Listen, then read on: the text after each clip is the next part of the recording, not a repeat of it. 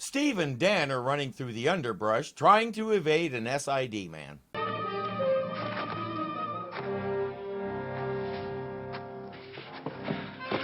you all right? My ankle. I'll get into that. I'll lead him on a wild goose chase.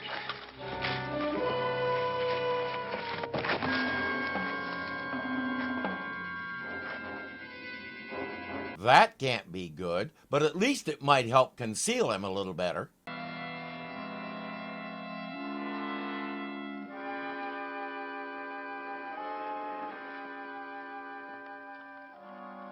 Sergeant Easton reporting. Kobick here. Go ahead, Sergeant.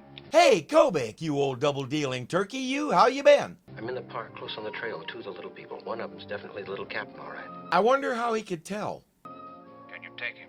With any luck, I'll have him in your office in 5 minutes. He can do it, too. Once upon a time, he captured the Robinsons and put them in a traveling zoo. Although the last time we saw him, he was doing interstellar beauty contests.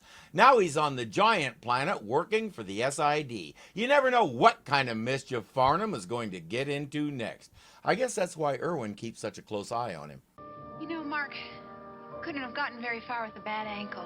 Look at that! Betty gets to get out and do something. We have to find him before some giant does.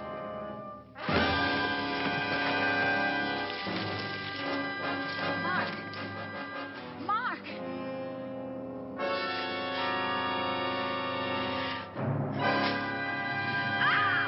Although right now I have a feeling she'd rather have stayed at the ship. Mark wakes up in time to hear her scream, but he can't locate her and he's in bad shape. There's nothing to do but return to the ship. Look, we've got to find Steve and Betty, no matter where they are, who's got them. Well, let's go. Wait a minute, Mark. Maybe you better stay here and take it easy. No, I'll be okay. All right, the three of us will go. Where's your radio? I don't know. It was gone when I came to. Barry, get radios for Mark and Fitzhugh. If the Giants have Mark's radio, they can monitor our calls. We'll just have to risk that. While they set off, Valerie and Barry get to lock themselves inside the ship and wait. But not for long, somebody's at the door. We thought you'd been captured. Are you all right? Betty's hurt. I need some help.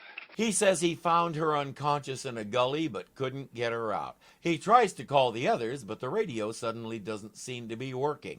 No matter, he takes Valerie to go look for Betty, leaving Barry and Chipper alone at the ship.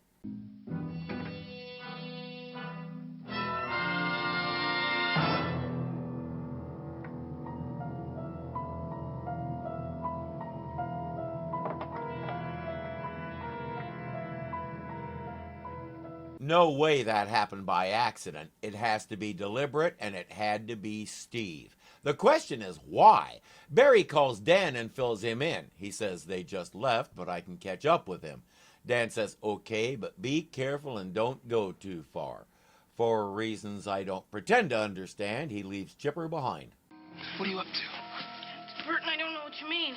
Don't lie to me. You're all in on this. Look, I don't know what you mean. Oh, you know what I mean. Trying to trade me to the Giants, huh? We'll see who gets traded. Not me. Something in that toadstool dust has made him paranoid. Why hasn't he brushed that stuff off, I hear you ask? It won't come off. He's tried. He's tried soaking it loose, scrubbing it loose, even picking it off piece by piece. What he needs is new Spore Away detergent from Bristol Gamble. Spore Away is the only cleanser that is specially formulated to attack and dissolve the oversized toadstool spores that are turning you into a nutcase. Don't hesitate. Get some today, because without it, they will get you. Careful, Inspector. It's covered with that toadstool dust. The Agaricus alensis. Yes, sir, that's it. The spores are all over it. They've both seen what that stuff does to a person, and it's not pretty.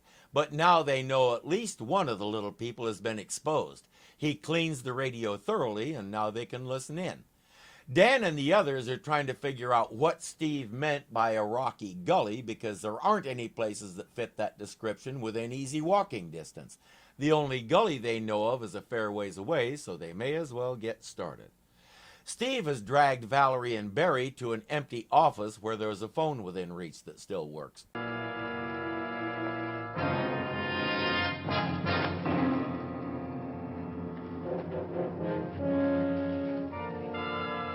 But he's not ready to call Kobick yet. He takes Fitzhugh to the same office where he left the others and moves to put him inside the same vent where he stashed Valerie and Barry.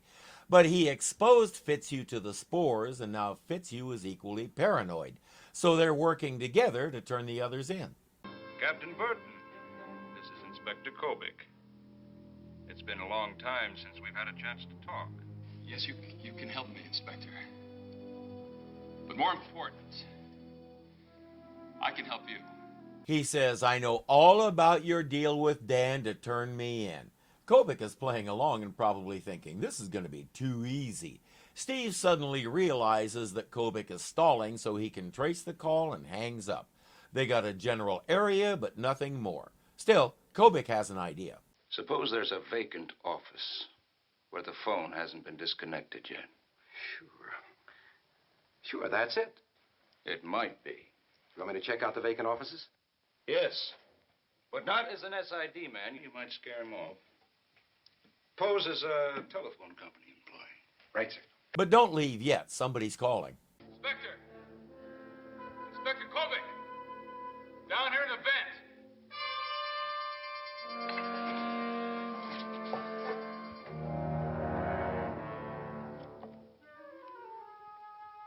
It's nice to see you again, Captain. Now, I've come to make a deal. So no tricks. You know you can trust me. Uh-huh. We've seen several times how trustworthy he is. Steve says, here's the deal. 5 little people in exchange for materials to fix my ship and safe passage to fly it back to Earth. Kobick says, deal. Tell me what you need and where to deliver it. Not so fast.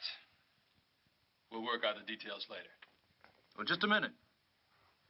When will I contact you again? Will you come here? I'll decide that when the time comes. He sends Fitzhugh back to the real estate office while he heads into the park to find the others. We watch him uncover a giant hunting knife, and we may not want to ask what he intends to do with it. Back at camp, he spins a story about him and Valerie trying to get Betty out of the gully. Where could Barry have gone? I left him behind. He's got it all covered. He says, I'll go look. You guys stay here in case they come back. What is that stuff? I don't know. Can't seem to get it off. Give me a radio. 10 minutes, then you worry. All right, but be careful, okay? Remember, Mark is an engineer, a scientist. Scientists are very careful with their experiments and always practice good safety procedures.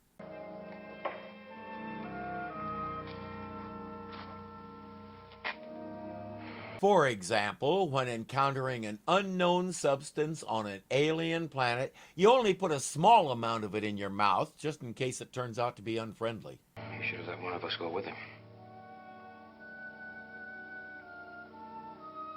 Why don't you say what you really mean? What? You want me to be the one out there instead of him, don't you? What's the matter with you? You can tell me what's the matter. Now, wait a minute! Mark, what's the matter with you?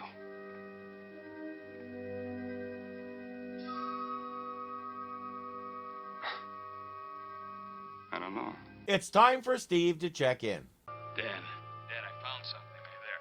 Go ahead, Steve. We're here. I found Fitz's radio. Now listen carefully, both of you. I'm sure I'm being watched. I turned around unexpectedly a couple times, and I saw some movement in the bushes behind me. Where are you now, Steve? Near the gully. Now, this may be our chance. Mark, you take the trail till you get east of the gully, and I think he'll come up behind. Gotcha, Steve. Head wound and all, Mark heads there on the double.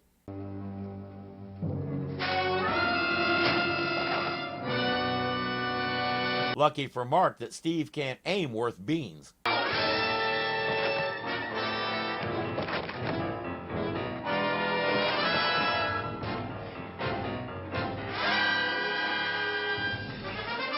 I should clarify that. Steve can't aim a giant knife worth beans. He aims his body much better.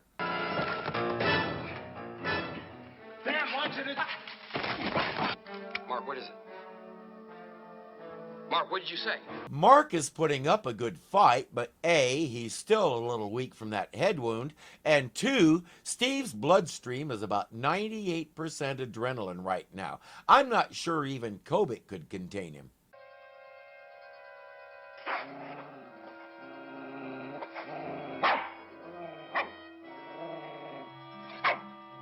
Wait a minute. Okay, nice doggy. Nice doggy. What is it, Chipper?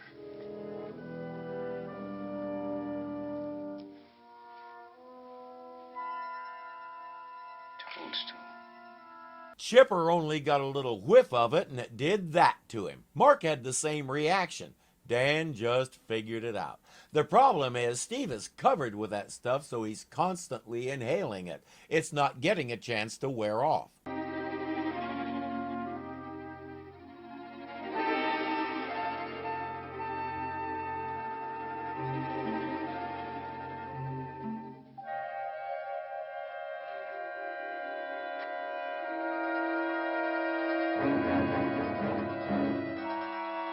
He saw what happened to Mark, to Chipper, and he's figured out what happened to Steve. So naturally, he sniffs it and licks it and expects different results. Our brilliant collection of leaders, everyone. For heaven's sake, put the women and Barry in charge. You guys remind me of those stories about the brilliant rocket scientists who need a map to find the toilet in a single-hole water closet.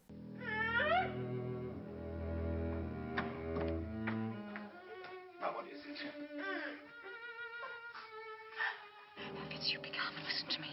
I really need to pee. She sets it all out for him. There is no plot against Steve or anyone else, and Fitzhugh is enough of a scientist to know the symptoms of paranoia. She won't take no for an answer. Tell her what they are. There's delusions of persecution. He thinks everyone's plotting against him, right? That's right. And what else, Fitzhugh? What else? And then there's delusions of one's own greatness. Yes, and he thinks he's smarter than all the rest of us put together, right? And Fitzhugh, what's he done to Betty? That got his attention. Even supposing Steve's paranoia was right, they all know there's no way Betty would go along with such a thing. But in his current condition, does Steve know that? I don't know. Are you trying to tell me that they might have hurt her? Why won't he tell us where she is? Just you think he possibly could have killed her? Good heavens. The symptoms fit. Before he can untie her, Steve comes back and catches them. Now Fitzhugh is trussed up with the rest of them. That just leaves Dan. Steve knows how to catch him, and Barry is just the bait to make it happen. Dan, this is Steve. Come in. Go ahead, Steve. Dan, a giant has got us. All of us. We're tied up and we can't move. No, he just went away for a minute. I was lucky enough to get to my radio. But where are you? Steve doesn't know that Dan knows about the toadstool dust and the paranoia and all the rest. He also doesn't know that Kobick is already in the process of betraying him. The sergeant has been searching empty businesses in that area for the past hour. Steve says they're watching out front, but there's a mouse hole in the back. Come in that way. Knowing what he knows, all Dan can say is, yeah, sure.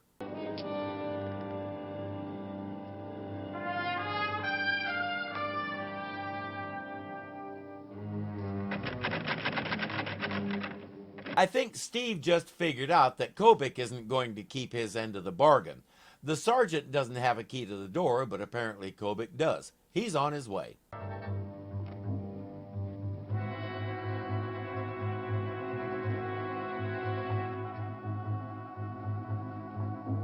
Barry,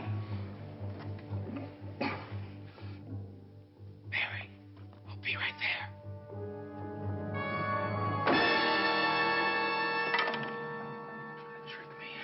No, he thought Barry might be cold, so he gave him his jacket while he waits.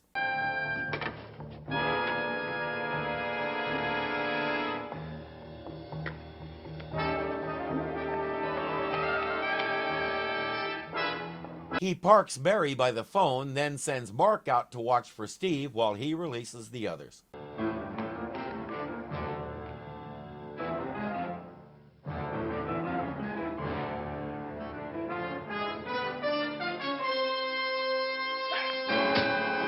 Soon enough, Mark is down.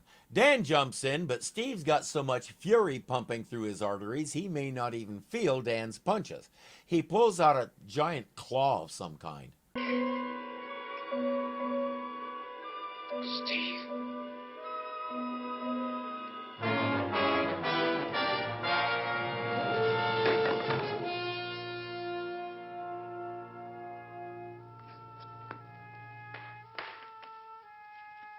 The thing about massive adrenaline surges is they don't last all that long, and he seems to be running out of spores to replenish whatever crazy chemistry is causing the surge.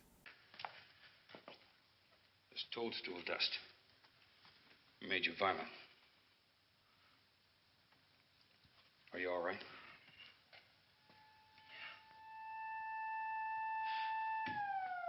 It's coming this way.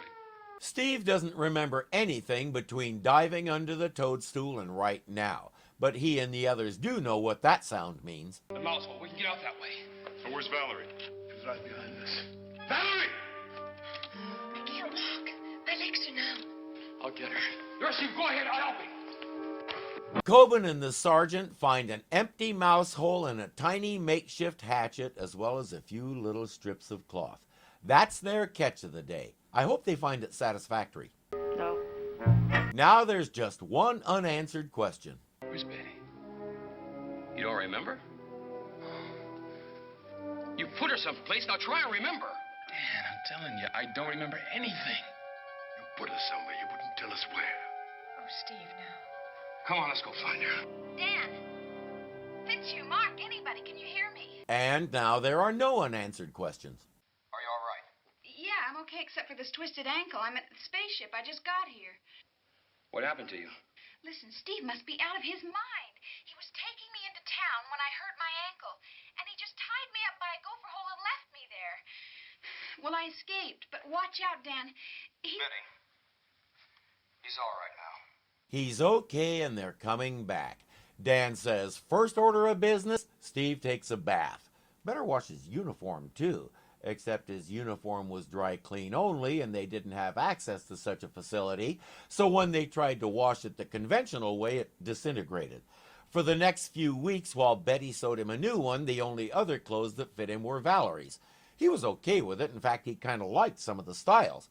But he drew the line when she tried to put his hair up in curlers. Hey, thanks for watching.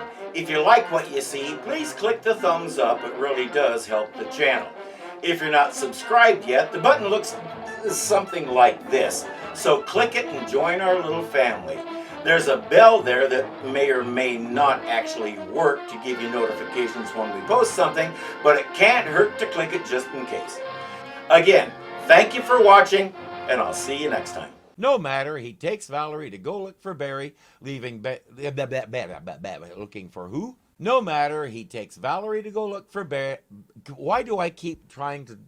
No way that happened by accident. It has to be a toadstool spores that are turning you into a nutcase. Could I do that any worse with less air? Why hasn't he brushed that stuff off, I hear you ask? He won't. Scientists are very careful with their experiments.